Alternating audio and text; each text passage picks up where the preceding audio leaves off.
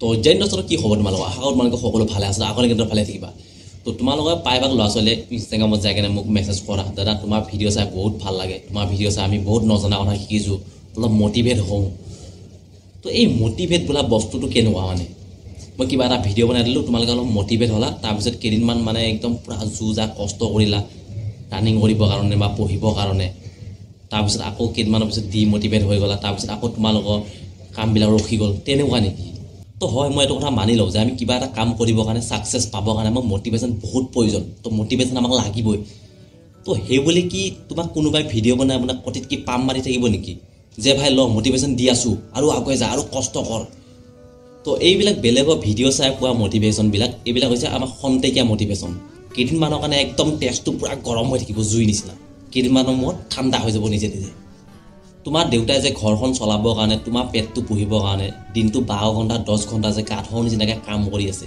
সেয়া দেখি তুমি মটিভেশ্যন নোহোৱা নেকি তোমাৰ মন নাযায় নেকি দেউতাক যে সেইখিনি কাম কৰিব লগা নহয় দেউতাক সেইবিলাকৰ পৰা খালচ কৰি আনো দেউতাক ঘৰতে বহাই খুৱাই ৰাখোঁ তোমাৰ তেনেকুৱা ফিল নাহে নেকি তুমি ভাবিছা নেকি বাপেকবিলাক তেনেকুৱাই আৰু বাপেক হৈছে যেতিয়া আৰু ল'ৰা ছোৱালীক খুৱাবই লাগিব কিন্তু কষ্ট কৰিবই লাগিব তো ভাই তোমাৰ দেউতাই মুখ খুলি নক'ব পাৰে কিন্তু তোমাৰ দেউতাই সেইটোৱে বিচাৰে যে তুমি এটা ভাল চাকৰি পোৱা আৰু মই ঘৰত বহি যাওঁ মোৰ বাপাটোৱে চাকৰি পালে মই আৰাম পাম সেইটোতো বাপেও ভাবে কিন্তু ক'ব নোৱাৰে মুখেদি আমাৰ কিছুমান ল'ৰা ছোৱালী আছে ঘৰত যেতিয়া মাক দেউতাকে গালি পাই থাকে না সেইটো উল্টা ৰিয়েকশ্যন কৰে লগে লগে মাক দেউতাকক মুখে মুখে গালি এনচাৰ দি দিয়ে তো ভাই সেইটো কৰিব নালাগে আমাৰ এটা মানে অসমীয়া বুলি কৈছোঁ আৰু আমাৰ অসমীয়া মানে গাঁৱে ভূঞে সেইটো মানে পুৰণা কালচাৰেল আৰু ল'ৰা ছোৱালীক ভালকৈ মাক দেউতাকে শিকাব নাজানে চব কথা গালি দি কয় তো এনেকুৱা আৰু ল'ৰাটো যদি একো এটা কাম চাম কৰা নাই বা তাৰ লগৰ ওচৰ চুবুৰীয়া কোনোবাই চাকৰি এটা যদি পালা নহয় তো তাক লগে লগে গালি পাৰি থাকিব বা প্ৰত্যেকটো কথাতে শুনাব পাৰে নিকাম মাছালা খোৱা গাহৰিত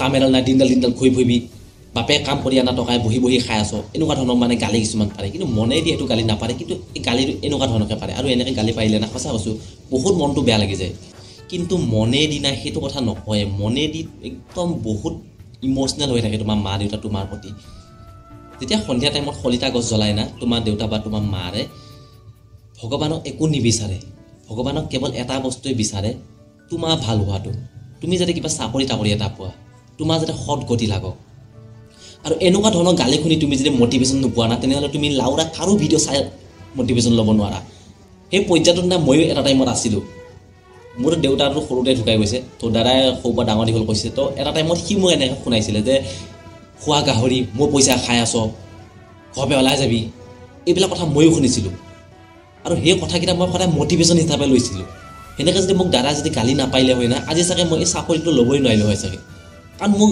এনেকৈ গালি পাৰাৰ লগে লগে মোৰ বুকুখন জ্বলি উঠিছিল মোৰ বুকুত যিটো চাকৰি প্ৰতি ধাউতি এটা আছিল সেইটো আৰু জ্বলি উঠে যিমান গালি পাৰে সিমান জ্বলি উঠে মানে লৈহে এৰিম আৰু কষ্ট কৰিম মই চাকৰি লৈ দেখাই আছোঁ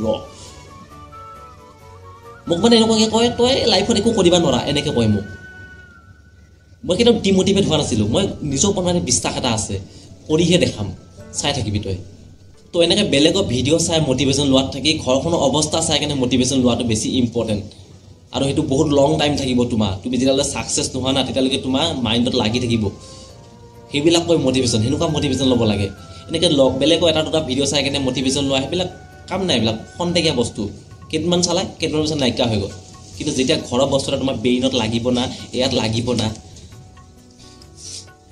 আৰু বেছিকৈ আমাক কেইটাই গালি পাৰে ঘৰত যেতিয়া আমি ক'ৰবাত ইণ্টাৰভিউ এটাত গ'লোঁ ইণ্টাৰভিউটো আমাৰ দ্বাৰা নহ'ল আমি মানে ফেইল হ'লোঁ আকৌ নেক্সট এটা মাৰিলোঁ সেইটো ফেইল হ'লোঁ আকৌ নেক্সট মাৰিলোঁ আকৌ ফেইল হ'লোঁ তো এনেকুৱা বাৰে বাৰে ফেইল এইবিলাক ঘৰত যেতিয়া দেখা পাই থাকে না ঘৰৰ মানুহে তো তেতিয়া আমাৰ ওপৰত মানে সম্পূৰ্ণ বিশ্বাস এটা আহি যায় ঘৰৰ মানুহৰ যে ই আৰু লাইফত একো কৰিব নোৱাৰে তো তেতিয়া আৰু গালি দিয়া আৰম্ভ কৰে আৰু কিছুমান ল'ৰা ছোৱালী এনেকুৱা অৱস্থাত বহুত ডিপ্ৰেছ হৈ যায় কেতিয়াবা বেয়া সিদ্ধান্তও লৈ লয় কিন্তু বেয়া সিদ্ধান্ত ল'ব নালাগে যেতিয়া তোমাক কোনো নাথাকিব না তোমাৰ কাষত অকল হৈ যাবা হেল্পলেছ অকলশৰীয়া তো গম পাবা ভগৱানে তোমাক একদম পৰীক্ষা লাষ্ট মুহূৰ্তত আনি কেনে খাৰা কৰি দিছে ইয়াৰ নেক্সট খোজটোতে তোমাৰ ছাকচেছ ৰখি আছে তো আৰু অকণমান তুমি আগুৱাই যাব লাগিব এইখিনিতে তুমি হাৰ মানিব নোৱাৰা তো এই 18 পৰা 25 বছৰ বয়সখিনি বহুত কষ্টকৰ হয় এই বয়সত আমাক বহুত টকাৰ প্ৰয়োজন হয় মৰমৰ প্ৰয়োজন হয় আমাক ছাপোৰ্ট কৰা মানুহৰ প্ৰয়োজন হয় কিন্তু এই তিনিটা বস্তুৰ ভিতৰত এটা বস্তু আমাৰ হাতত নাথাকে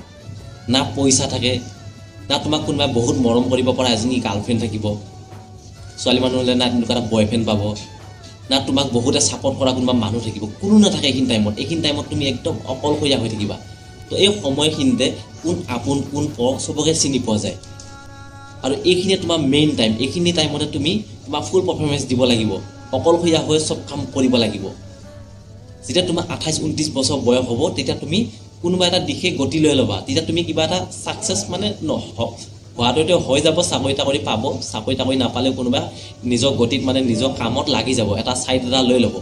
তো এই সময়ছোৱাত যোনে বহুত কষ্ট কৰিব, নিজকে টাইম দিব, লাইফটোৰ প্ৰতি চিৰিয়াছ হ'ব, তো সি এটা ভাল ফল পাব, মানে তাৰ সপোনটো পূৰ হ'ব, সি যিটো বিচাৰিছে সেইটো বস্তু পাব। তো এইটো নহয় যে ছাকচেছ হ'বৰ কাৰণে এটা চাকৰি মেইন প্ৰয়োজন, সেইটো নহয়। তো বিজনেছ কৰিও ছাকচেছ ল'ব পাৰি, কিন্তু বিজনেছ কৰিবৰ কাৰণে আমাক পইচা দৰকাৰ হয়। তো চৰকাৰী চাকৰি এটা থাকিলে অভিয়াছলি তুমি ভাল লোন এটা লৈ কিনে পিছত বিজনেছ আৰম্ভ কৰিব পাৰিবা নিজৰ। তো সেইবিলাক পিছৰ কথা আৰু। তো মেইন ইম্পৰ্টেণ্ট কথা হ'ল প্ৰত্যেক বছৰে দেখিছা ইণ্টাৰভিউ ওলাই আছে, তো ভালকৈ কষ্ট কৰা, চাকৰি এটা লৈ লোৱা, টাইম সাৰি গৈ আছে ভাইহঁত। কিয় কৰি আছা এতিয়ালৈকে? 21 বছৰ হৈছে, কিছুমানৰ 22 বছৰ হৈছে, 23 বছৰ হৈছে, মানে কি 18 বছৰ পৰা এই কি কৰি আছা? মানে কৈছোঁ কি কৰি আছা? 18 বছৰ হৈ তুমি ইণ্টাৰভিউ দিয়া আৰম্ভ কিয় কৰা নাই? পঢ়ি থাকা, নপঢ়িবা বুলি কোৱা নাই, তোমাৰ পঢ়াটো কণ্টিনিউ ৰাখা, ইণ্টাৰভিউ মাৰি থাকা। আৰু কি চাকৰি পোৱাৰ পিছত তুমি কি পঢ়িব নোৱাৰা নেকি? চাকৰি পোৱাৰ পিছত তুমি পঢ়িব পাৰিবা। আৰু পঢ়াটো বেছি ইম্পৰ্টেণ্ট, মই জানো চাকৰিত থাকি মানে আমাৰ শিক্ষাটো বহুত বেছি ইম্পৰ্টেণ্ট, কিন্তু আমি দুখীয়া মানুহ, আমাক সেই পঢ়াটোৱে নোখোৱায়। আমাক পঢ়াটো লাগে জানো, এটা টাইমত পঢ়াটোৱে আমাক বহুত হেল্প কৰিব সেইটো জানো, কিন্তু যিখিনি বৰ্তমান টাইমত আছোঁ এইটো টাইমত মানে নিজকে চলাবৰ কাৰণে বহুত টান হৈ গৈছেগৈ। লাইফটোৰ কথা ভাবিব বহুত পিছৰ কথা, কাল কৃষ্ণে দেখা বুলি কয়। তো আজিতো চলিবৰ কাৰণে বহুত কষ্ট হৈছে, সেইটো কাৰণে কি কৰিব লাগিব? আজিও চেষ্টা কৰিব লাগিব, এতিয়া চাকৰিটো ল'বৰ কাৰণে চেষ্টা কৰিব লাগিব। আৰু চৰকাৰে দি আছে দি আছে যদি আমি কিয় কাৰণে পিছ পৰি থাকোঁ? আমি লৈ লওঁ, কষ্ট কৰা, কষ্ট কৰিলে কি নাপায় নেকি? চাকৰিটো দি আছে, এনেকুৱা কোৱা নাই যে চাকৰিটো দিছে আৰু লৈ আহিছে, দিছে আৰু লৈ আহিছে, এনেকুৱা নহয় নহয়, বহীটো পিয়া থকা নিচিনাকৈ নহয়, উলিয়াই দিছে, ইমানবিলাক পষ্ট দি দিছে, যোনে ল'ব পাৰা লৈ লওঁ, এনেকুৱা। কিয় লোৱা নাই? তোমাক কোনোবাই বাধা দিছে নেকি? নল'বি বুলি কৈছে নেকি? কোনোতো কোৱা নাই, চবেই কৈ আছে ভাই ইণ্টাৰভিউ মাৰ চাকৰি ল, ইণ্টাৰভিউ মাৰ চাকৰি ল। তুমি পিছ পৰি আছা, তুমি ইম্পৰ্টেণ্ট লোৱা নাই, তুমি খালি লগতো কেটিএমত বহি কিনে ঘূৰি ফুৰিছা, লগতো গাৰ্লফ্ৰেণ্ডক চাব গৈ আছা, তেনেকৈ তোমাৰ পেট ভৰি আছে। চিখ পেকেটটো মুখত ভৰাই লৈছে আৰু বাছ টেনশ্যন গায়ব দুনিয়াৰ, তেনেকৈ তোমাৰ টেনশ্যন দূৰ হৈ আছে। এনেকৈ থাকিবা নেকি সদায়? এনেকৈ থাকিলেতো নহ'ব ন।